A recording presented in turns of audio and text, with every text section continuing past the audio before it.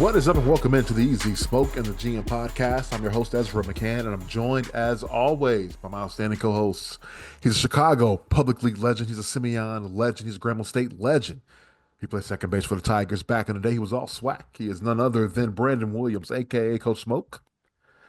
And we've got our NFL draft expert, analyst, enthusiast. I saw you on CHGO talking some college football. Yeah. He is none other than Glenn Morgan, our GM. Gentlemen, what's going on? How you guys doing on this this almost holiday eve here on a Sunday night? Doing okay, man.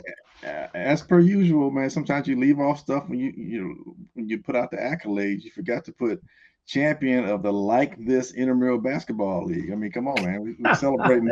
I don't even know what, too. Right. What's bad? When did this come bowling. about? Now he hooping. Well, I mean, I'm just saying, he went back to your high school days. I mean, I'm just saying, back in my high school days, we named it after it was a house song called Like This, I like this, la la la like this, la like this, la la like this. In my group like this, our team like this. Y'all see this, man? He just fishing, man.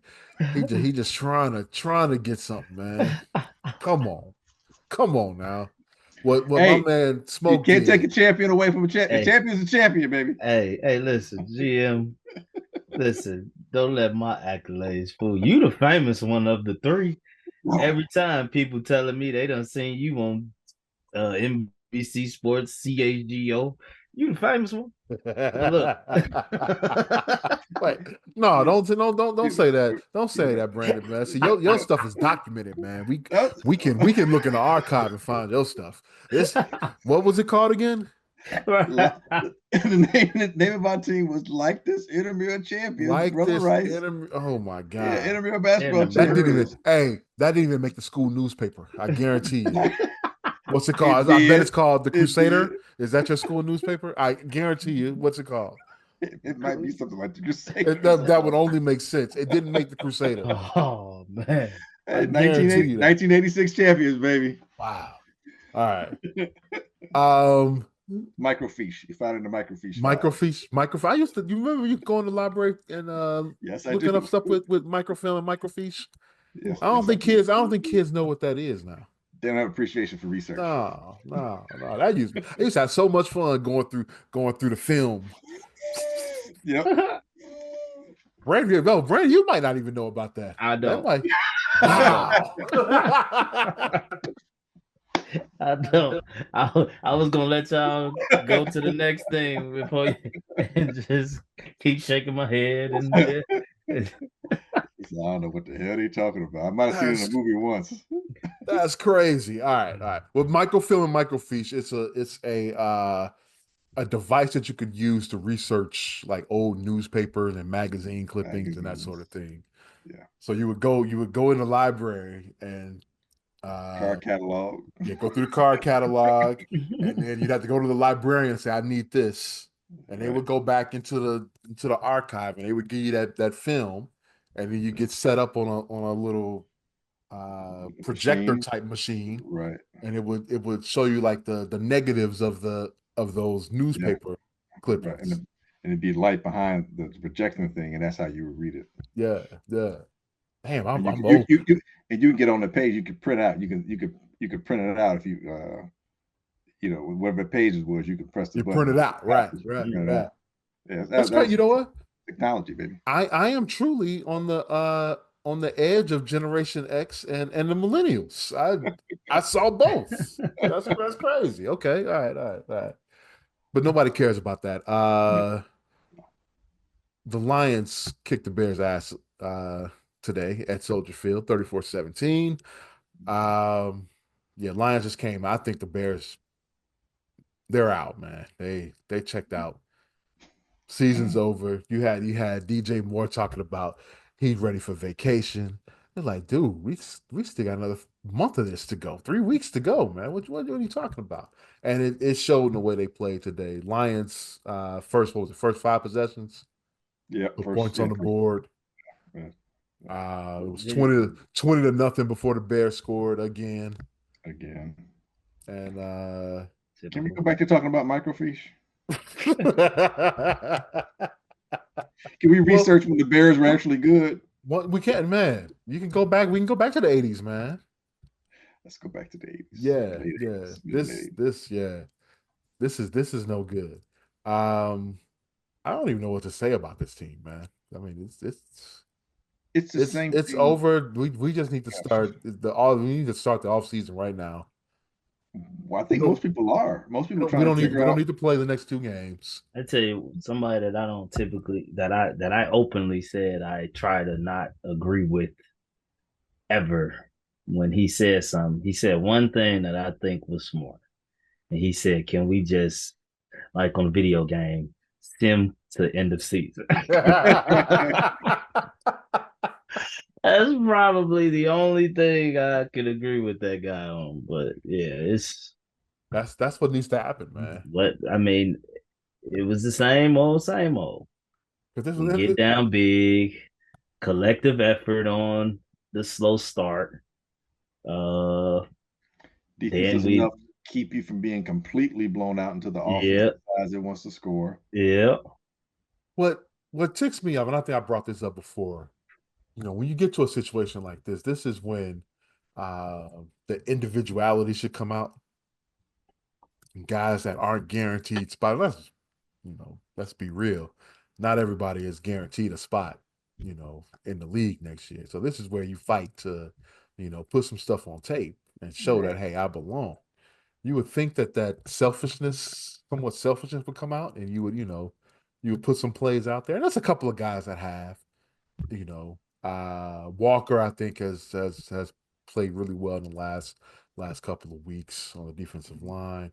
Keenan Allen, he's in a contract year. This is probably his final contract. So, Oh, undoubtedly. so he's looking for a big deal. He's been showing up, but I thought we would see more of that from more of this team, and they've been flat, But man. but Been from what really flat. aspect? But from what aspect of the team? Because I mean, we could say offensively, it's dependent. I mean, I know a lot of people are like kind of down on DJ Moore right now because of comments and body language, but to me, I feel like he's doing a lot for this team. I mean, he's playing running back. He's doing a lot that a guy that's paid that in his first year of his deal can easily say that's not what you paid me for. Right. So I see that from him. Yeah, Whether people want to, dispute it or not and how they feelings for whatever reason, because he dropped a few balls here and there. I mean, goddamn, it's the NFL and nobody's perfect. We're going to criticize it, but nobody's perfect. I mean, at the end of the day, Keenan Allen's dropped balls They are. plenty. He's probably dropped the most. Mhm. So I see it from DJ Moore. Maybe to your point, maybe a guy like Cole Kmet can be more vocal and telling them to get him the fucking ball. yeah, yeah, Like maybe that could be the case, and that aspect. Maybe DeAndre Swift can tell them, get me going sooner, because it's no coincidence that every time the offense do seem to get points on the board after being down, all of a sudden we want to commit to the run when we're losing. I mean, Like, man, but Cole we don't Kmet, do that to start the game. Cole Kmet, 2 targets today. I mean, I'm shocked that he got the touchdown pass. I mean, he was wide open, but Caleb, shit, it took him forever to say, "Oh, wait, It looked like it 85 is was late. open." Yeah. And got him the ball. He made a nice catch. Um, in I think it was the third quarter. I think he made a nice, decent catch. But he had 2 catches for 9 yards, man.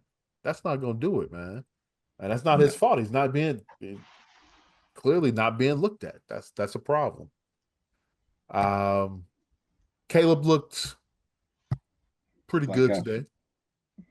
He looked like a quarterback. Looked like he should with a team full of backups Yeah, on the yeah. defensive side of the ball. They didn't Uh, get much pressure. no. He had good time in the pocket. And, Uh, He made some throws and he missed some throws.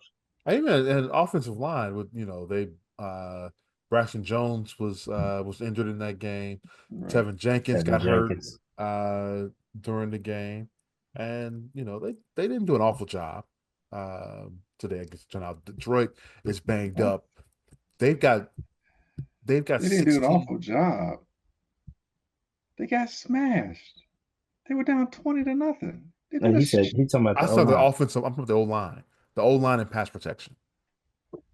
The Lions don't have anybody to rush them. They're I'm all saying hurt. I think that's what he was getting that's to. what I was That's what he just was getting getting to. to, man. He was getting Let to me that. He was getting talk. to that. He was getting to that. Did the line do a good job, or they Let me just? talk. I was just about to say that the Lions had 16 guys on the defense on injured reserve. Please, man. I was just about to do that, and you about to bite my head off, man. Come on, man. My bad. Jeez. My bad. It's been a rough weekend for me. Sorry, I'm still a little traumatized. Yeah. What happened in Columbus? We can get to that real quick. We can get to what happened that sooner than later on Saturday night. I'm a little defensive. Yeah. Nobody did a good job this weekend. So that's what. So again, was what I was getting to with Detroit. All these guys on injured reserve, and yet they still rolling like nothing's wrong. So what is that just a mindset or? Yes. Well, they only hurt on the defensive side of the ball, though. No, I mean, they hurt. They hurt at Montgomery down, and we saw the effects of that today, though. Yeah. Gibbs was doing his thing 20 to 20 between the 20s, mm-hmm. and once he got in there, he was struggling to get in there. So we did see the effects of that, but like outside of that, the offense is still that offense. Yeah. I mean, now you just got to deal with Gibbs more than you had to before. But shoot, even the other dude, and that's why I was gonna get to what Ed's saying. The effort, the defense, ain't looked the same since we lost our fearless leader. So it all went out the window with the flukes, huh? He took his playbook with him. Yeah.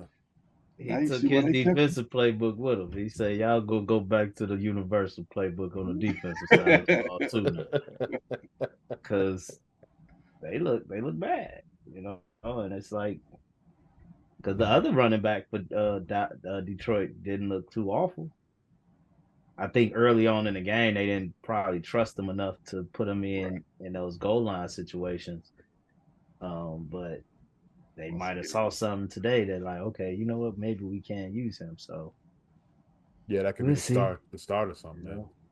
It looks like Montgomery, I guess he opted out of surgery on his MCL and is going to try to make a return for the playoffs. So that should be something. That should be interesting. We'll see how that works. Bears are on a short week. Got Seattle on Thursday. Damn, good. Yeah. Seattle's, I think they're still playing for something. They had a tough game with Minnesota today. Minnesota, went to beat them, went to 13-2. But anything you want to see from this team against Seattle? Do you want to see a fight, or you're just going to say it's Boxing Day? I don't need to see this game. It's a really good question because did y'all catch the Boxing Day reference, by the way? No. Canada, you're talking about, right? Yeah, that's day after Christmas is Boxing Day. Right, yeah. You box up your old stuff, and yeah. It's that HBCU education, man. It's universal. Man, so, right.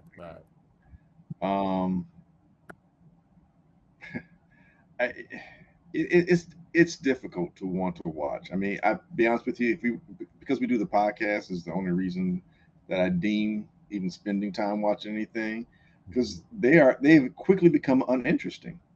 I'm like, I don't even care about watching to see what Caleb's development is going to be at this point, because I already know what's going to happen. We're going to be down 3 scores, and then he's going to catch a heater at some point, and then nothing will happen, and he'll hold the ball long, and then the defense, when it decides it wants to play, will shut us down, and the game will be over. And that's pretty much been the script the last, like, pretty much since Washington. That's pretty much been the script. And I don't know at this point. There's not enough. There's no more fingers to point. Everything at this point just goes right back to polls. And again, I think it's something we touched on months ago, that he has to be held accountable. And I think we've touched on it since, that they probably need to blow it all up. And Kevin Warren, I mean, like, look, you're the president. You want to make I don't know what's going on with the stadium deal, but if you want to do something significant, this you can do a lot more quickly. And I don't know who the new GM should be. I don't know who the new coaches should be, but I really think at this point, perceptively, perception wise, you need to blow it up, because who are you going to attract nationally? And again, here we are. We got another national game. So in case you forgot from Thanksgiving, we're going to remind you one more time just how dysfunctional and jacked up this situation is. And let's hear one more time how this organization is potentially ruining the number one pick, like it did the previous quarterbacks, with the S at the end of it. Literally, In less right than a now, decade. in less than a decade. In less than a decade, that's what we've done. Literally, 3 first-round quarterbacks. no, 3 top 15 quarterbacks. 3 quarterbacks selected in the top 15. But, and 2 selected in the top 3. That's sad. Yeah, I just said 3 just to make it be a little bit better. But yes, you're right. A number 1, number 2, and I think what was Justin, like 11 or 13? 11. Yes. So basically almost 3 top 10 quarterbacks. And when we talk about all the players you missed in between. But literally right now, production-wise, emphatically, and that's the sad thing, it's emphatic. Pace is a better GM than Poles. And Poles has had much more over the last couple of years to do things with, and the team has regressed. I got to think about that one. Dude, that's interesting. Pace, where did they go? 12-4? They did, yeah. They went 12-4, and they hosted a playoff game. They went 8 and they had did they go 8-9 and go make the playoffs? Yes. Yeah. They made the playoffs twice. And like, granted, years. Right. And now granted they extended it to an extra team, but hey, you made it. And Nagy had a winning record when he got let go, correct? Yes. Mainly because of the first season.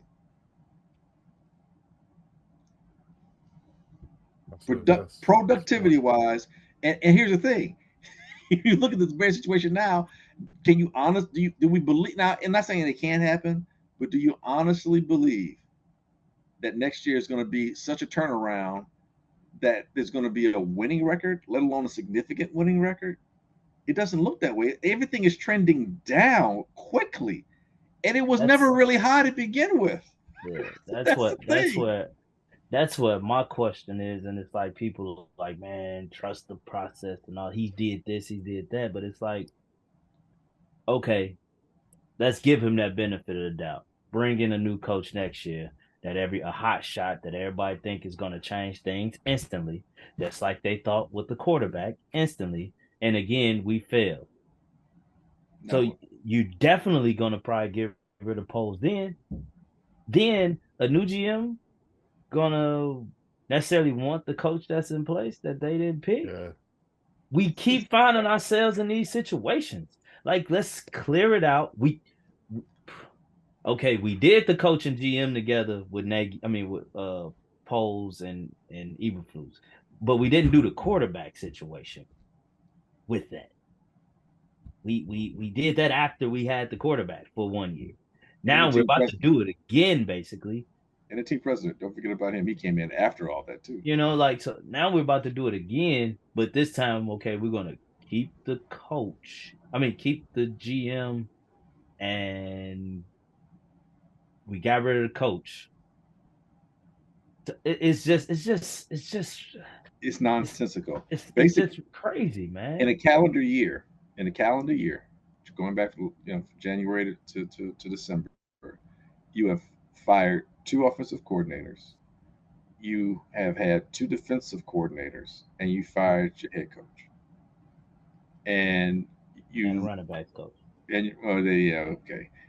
Uh, the position coaches come and go to some degree, but your big time decision makers. not for the reasons that we had. That's Right. what True, I'm true, saying. true that. Yeah. So, it's like, do I trust your ability to acquire coaching talent? Let alone, I don't want to get into all the roster situation because that'll be a whole long another podcast we can do. But the point is, it's like, I don't know that you have earned the right to pick another coach at this point.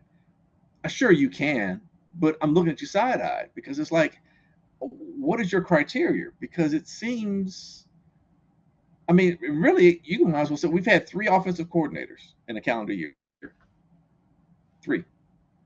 You've had two defensive coordinators in a calendar. I'm sorry, three defensive Three. coordinators in a calendar year. Because your head coach ended up becoming your de facto defensive coordinator because you had to let the other one go, and then obviously Washington's defensive coordinator right now. It is trending down. You have an entire offensive line you have to replace. I mean, really, Yeah. Braxton Jones is clearly not the answer. Tevin can't stay healthy. He's in a contract. There's no way you're going to sign him to anything. He basically is your backup at this point. You Stay four healthy. out four out of five, I think. Yes, 4 out of 5, from the left tackle to the right guard, going Yeah. left to right. Yeah. That has to be new. I don't mean like new. Like the other one's gone and new. you, you, you, you still your interior defensive line still has its question marks, and the other guys you signed who are doing good, your free agents are in their contract they're in their contract year next year, in Edwards and Edmonds. So you basically need to start drafting their replacements. Yeah. And then if you're mad at Stevenson, Tyreek Stevenson, then maybe Terrell comes in there, but those guys are going to be your Brisker and Gordon are going to be asking for a contract. Shit, did Briscoe ever get back on the field? And then there's a health issue with that. Yeah. And I don't know why you don't have a veteran quarterback on staff, but you probably need one of those too. And that's just for shits and giggles starting out. So you got a lot on your plate, and you didn't handle it well when you had everything in your hand. You're good at punter, solid there. We're solid at punter, baby. Solid.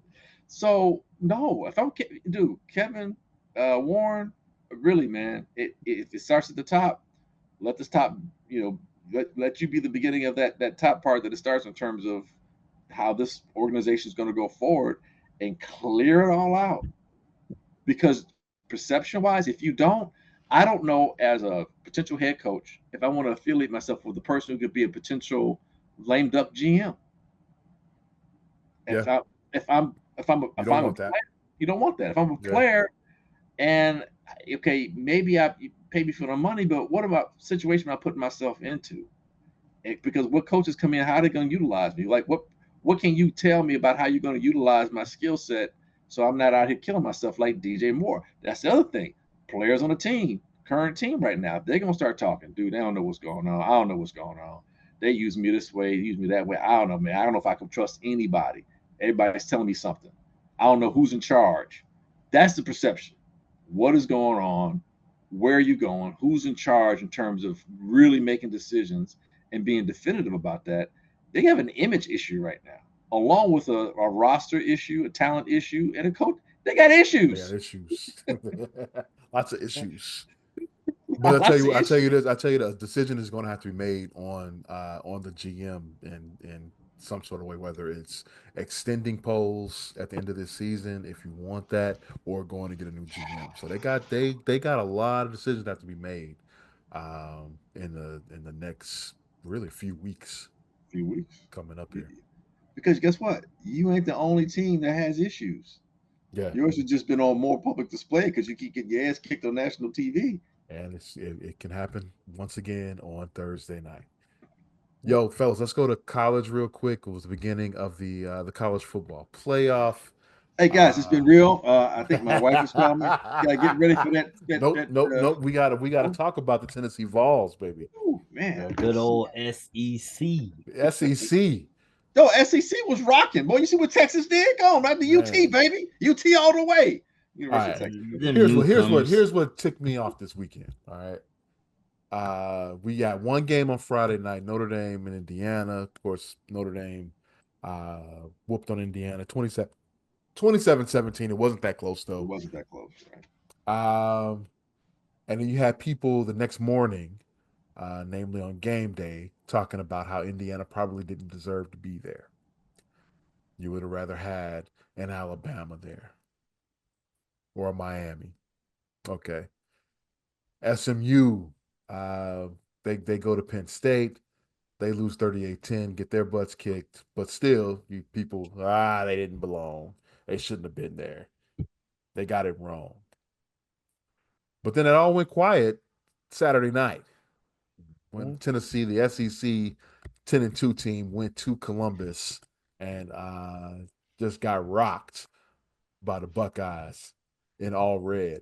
Which, by the way, and let me bring this to you, Glenn, the resident Tennessee Vol. I thought that the horseshoe was going to become Nayland North. Neyland. Whoa, Neyland. Neyland. Oh, excuse me, Neyland. Is that how you pronounce it? I'm sorry. Neyland, yes. I'm sorry. Come on now. What happened? I just saw a sea of red, man. What happened? I think sometimes red and orange clash, so it looks like the same That's color. what it was. Okay. All right. All right. A lot of red orangish kind of glow emanating from the horseshoe at night. Just, lights dark, the cold visions Okay. blur. All right. All right. It's foggy, Oh yeah, the the smoke, heat, smoke, all the bodies there. I feel you. I feel you. But really, Man, go ahead. Go ahead. I'm sorry. Go ahead. man, you know what we got though? The first weekend of the playoff, we got what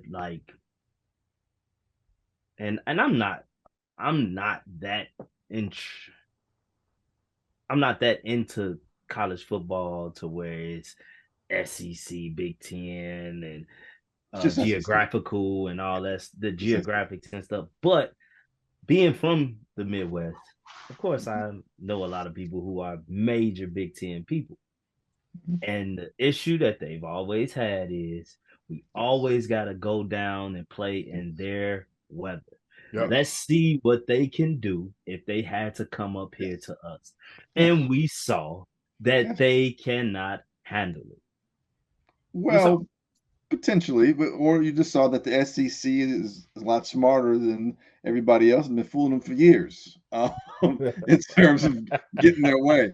No, you're right. You're right, B. And when the first rankings or playoff bracketing came out, one of the things that I noticed right away, I was like, wow, it's going to be different with some of these schools have to come up and play North because they generally I don't don't. think SEC team has never had to play anyone in the That's not true. real cold. That's not true. That's not true because here's I saw it once and I was like, ooh, that is a difference. It was Wisconsin was playing, I think maybe LSU or it was a bowl game, and it might have been like I don't know if it was in Boise or something like that. It was I like was about to say, was it the Idaho Bowl or it might be something? like the Idaho Idaho Potato Bowl, Bowl. something like that. And this Okay. was some years back, but I was like, in Wisconsin, like any other day, if it's indoors or downward, it's like Wisconsin can't keep up. right, can't keep up. It's just like, but that I think, so in fact, I think T.J. Watt was on the team when it happened. I think I remember that. I do. And they whooped up on the team. I was like, that's it. I said, yeah. And I joked. You mentioned being on CHGO, and when I was on there, one of the things I joked about, I said, yeah, it should be interesting because when I was a kid, I used to read comics a lot and everything. And the Flash, the speedster, one of his main nemesis was Captain Cold. I'm like, how's Captain Cold a problem? Because speed, anything cold, it slows things down. Yeah. And I'm like, man, dude, it's going to be interesting. And just for that reason alone, I thought SMU wasn't going to have a chance against Penn State. I thought if they played at night, I thought it would have been worse. Oh, they would have done a whiteout, and they just would have. Right. Yeah, it would have been. I thought Indiana and Notre Dame is the same, same state. Yeah, obviously. I just knew Notre Dame was better. Right. Yes. I just knew they were better. And as far as Tennessee, I did not pick Tennessee to win. I didn't expect Tennessee to win. I thought what would happen is exactly what would happen. Iamaleava will look like a young quarterback. I thought that if Ohio State with more Sunday players played to their ability, they would stop the run, which would force Nico to have to pass. And if he's holding on to the ball when you take away the first read, he's going to have issues and he's going to have to end up running. Meanwhile, Ohio State, you at home, you like, you know what? F it. Let's just play. Let's just cut loose. That's exactly. And that's the tough part because Ohio State has SEC type talent. Oh, Right. But are used to the condition. I didn't think it was a cold because here's the thing: Tennessee, unlike most SEC schools, they play in cold weather in further north. So yeah, they're in the mountains, but in November though, what's the temperature get down to? With maybe upper 40s? Even when I was there, a couple of times it was like high 30s, like 38, 39, 40. And I know it's not this during football season. I'm not saying it happened every year. I'm saying there have been times we have cold snaps.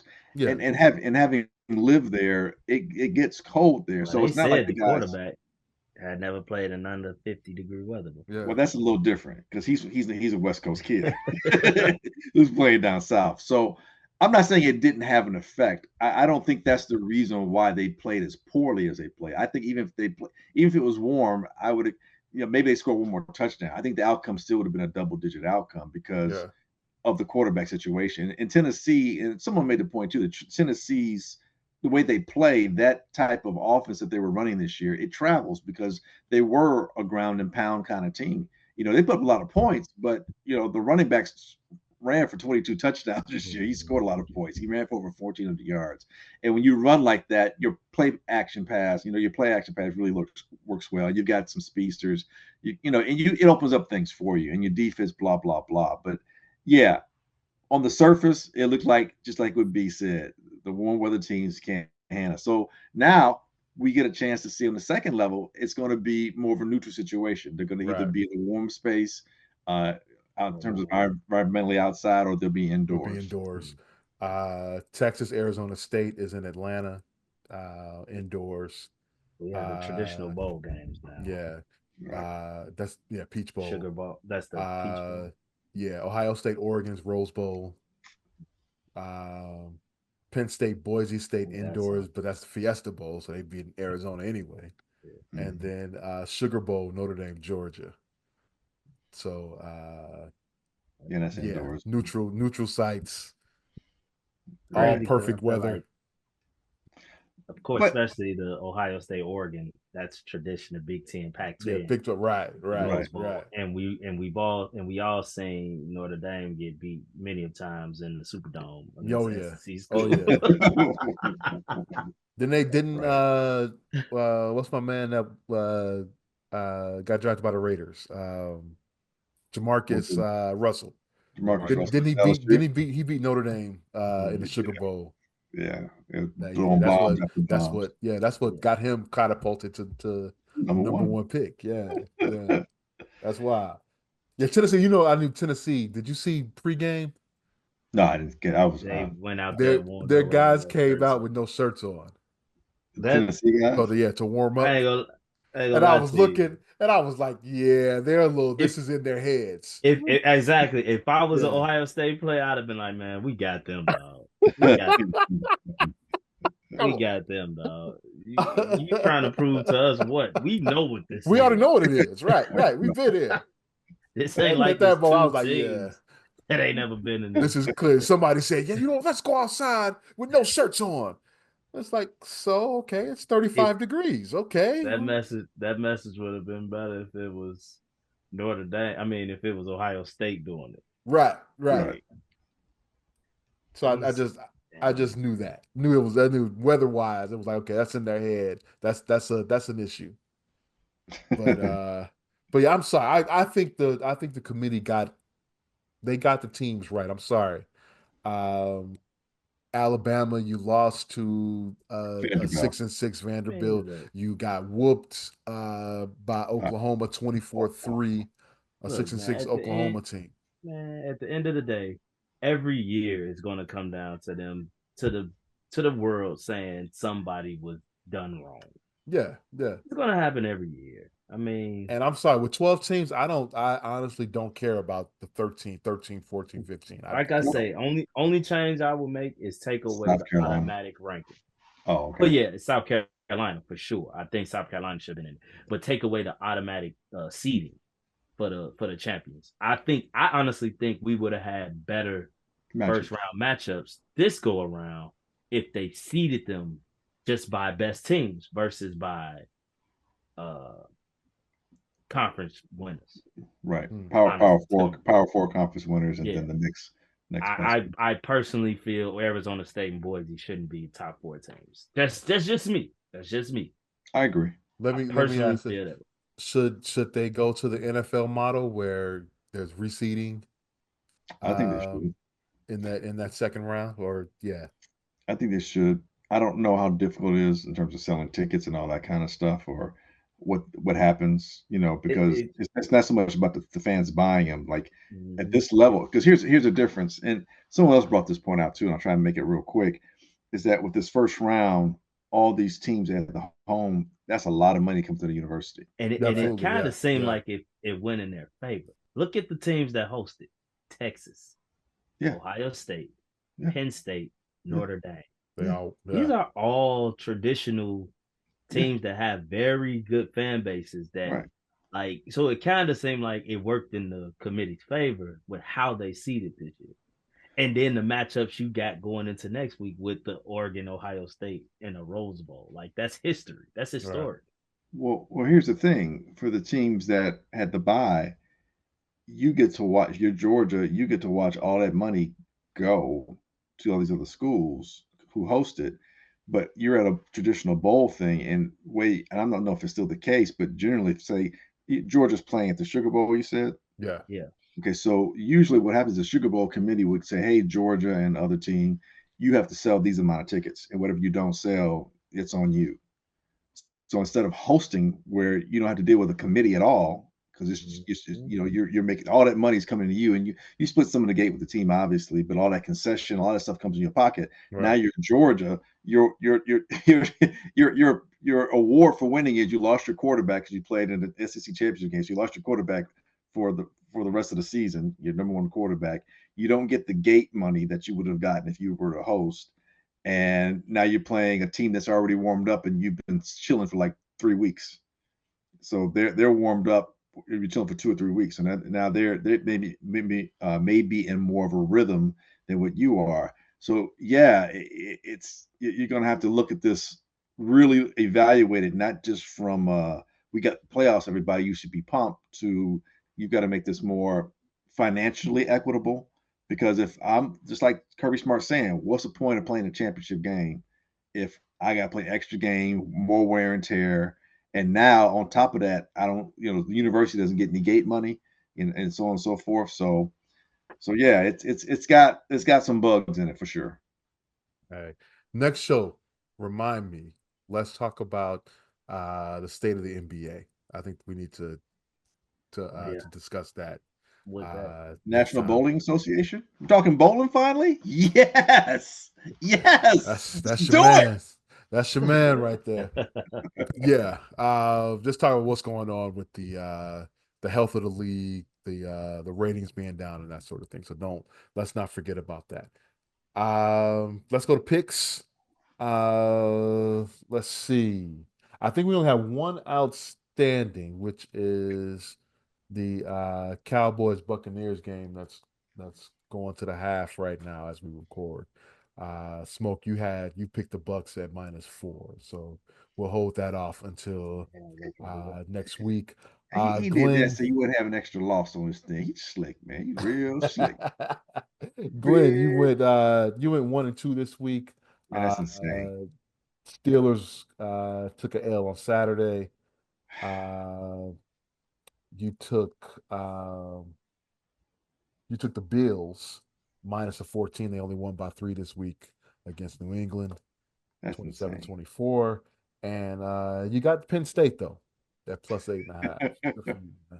I went 1-1-1. Won the Penn State, and then lost the Giants. Got their asses kicked by Atlanta. You would pick the Giants for anything. Well, because I thought with Cousins getting benched and Penix coming in, there'll be some changes. I didn't necessarily think the Giants would win, but I thought they would keep it respectable. Yeah, 34-7, not respectable. And then I lost the Eagles, who took the. Actually, no, I didn't lose that. That was a push. Eagles lost by 3. The spread was 3 against Washington. And then Smoke, like I said, you have the Bucks going right now. You're 0-2 right now. The Jets took a L today, and then you also took the Giants with me. So you were on my page there, and yeah, we didn't come out on the right And I might end lose this too. Shoot, looking like. there. So because of the Bucks game, we were tied. I guess we're still you're still in first place. So you'll go last. Glenn, it's on you. Yeah. What you It's got? same old thing every week. Glenn, it's on you. You suck. Your picks are horrible. Hey, you made a valiant comeback here. Let me tell you, you started off a little suspect. Extremely suspect. Man, I'm going to take the Scarlet Knights of Rutgers plus 6.5 against Kansas State Wildcats. It's going to be all college. I am also going to take. what bowl is that, by the way? I have no idea. What No, was the number? I'm sorry, what was the number there? plus 6.5. Plus 6.5. All right. I'm going to take the Vanderbilt Commodores. Gonna zoom on along. See what I did there? Against the. It's gonna be like easy Sunday morning against the Georgia Tech Bulldogs. Yellow Jacket. I'm sorry, Yellow Jackets. Thank you very much. Did you call them the I said Yellow Georgia Tech Dogs, Bulldogs. man? Wrong Georgia team. Yeah, I'm sorry. I'm SEC. What was the number there? I'm sorry. Plus 2.5. Plus 2.5. All right. Yeah, they're the underdogs. Okay. And to wind it up or wind it down or finish, I'm going to take. That's real interesting. I'm actually going to surprise myself. I'm going to take the Iowa State Cyclones plus 3 against Miami Hurricane. Wow. All right. I stay away from bowl games because you never know.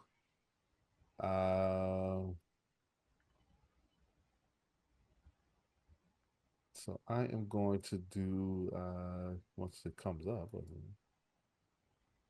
Shit, I might want to change that. Nah, I'll keep it.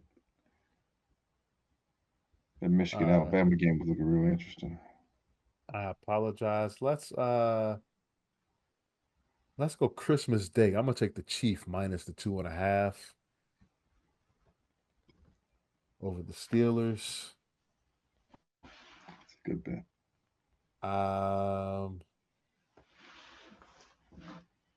I'm going to take the Seahawk. This one? You going against the wait? You going against the Bears? What? Ed's going against the Bears? Y'all Minus done the pissed two and a Ed. half against the You done, Bears. y'all done pissed. I ain't never seen Come on, Ed. man. On a short week, this is not Wow. looking good. And let's do Let's do the Bears the following week against.